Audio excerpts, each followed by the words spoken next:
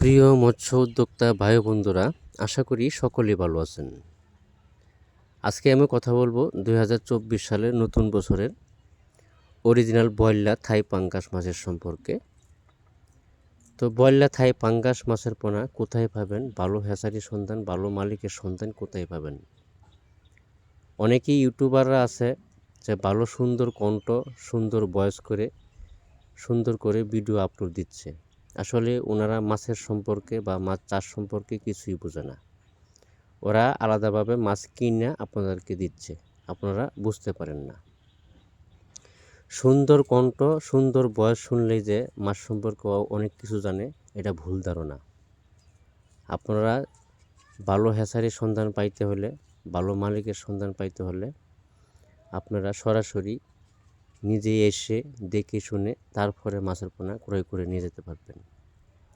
একজন ইউটিউবারে যদি মাছের সম্পর্কে না জানে, কিভাবে জানেন আমি বলি আপনাকে। আপনারা যখন মাছের পোনা ক্রয় করবেন, দেখবেন মাছ আপনারা ক্রয় করার পরে আপনাদের কোনো খোঁজ খবর লবে না, এমনকি ভুয়া তথ্য পরামর্শ দেবে। যার কারণে আপনার সকল যে মাছগুলা যে আপনি কালচার করলেন বা নতুন করে উদ্যোক্তা করবেন, সম্পূর্ণই আপনার বিফলে যাবে।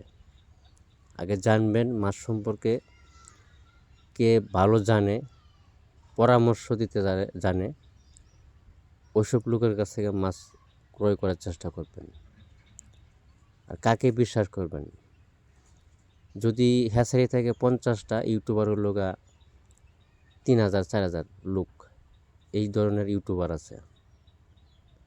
ওরা আলাদা জায়গা থেকে মাছ কিনে তারপর আপনাদেরকে দেয়। তো ইউটিউবাররা মাছের হ্যাচারি মালিকে যতটুকু জানে চাষ সম্পর্কে, একটা ইউটিউবার কিন্তু জানে না।